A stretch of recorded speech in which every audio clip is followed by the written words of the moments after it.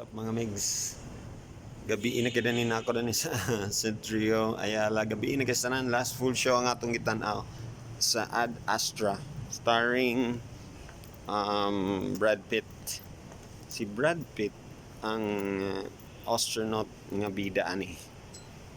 And I think siguro para gid ni sa mga ganahan mag-astronaut or ganahan mag outer space. It's not a science fiction, but it's kinda so may pasabot ana, meaning it's a drama, dili siya puno og action nga kanang nay mga laser or something ana. But it's a drama about a father and a son and mga complications sa usa ka astronaut, mga nasa mind psychology kung unsay gaagian sa usa ka astronaut. Murag lisod kay siya i-explain, but this is a highly intellectual film, largely puno siya sa drama, and if you're expecting action, medyo dili nimo makuha na. Naigamay, nay parts nga action, and actually kung gusto ka mangitag action, masin maboard lang ka ani nga film.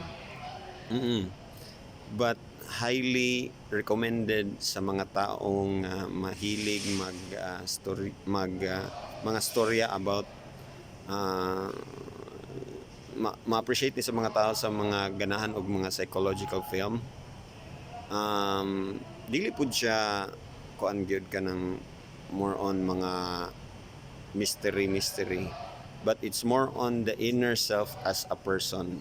Ad astra means to the stars, and sa atong life we always look up in the stars nga kanabitang sige ta og wish, di ba? We wish for something, to discover the unknown, ana nay mga ana nga mga metaphor about stars. So in the story itself, ang stars gihimo gid gyapon og metaphor sa life sa tao, na sometimes kita gatingala sa stars and gatingala sa mga dreams in life. My rating is, I think, siguro mga 8 because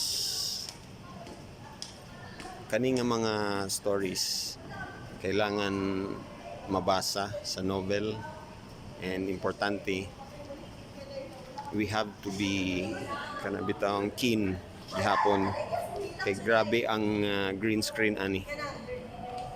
So mula sa itong mga migs, stay positive, and of course watch out for my next review. Kung na mga tao sa luyo, subscribe sa wala pa nakasubscribe. Bye bye.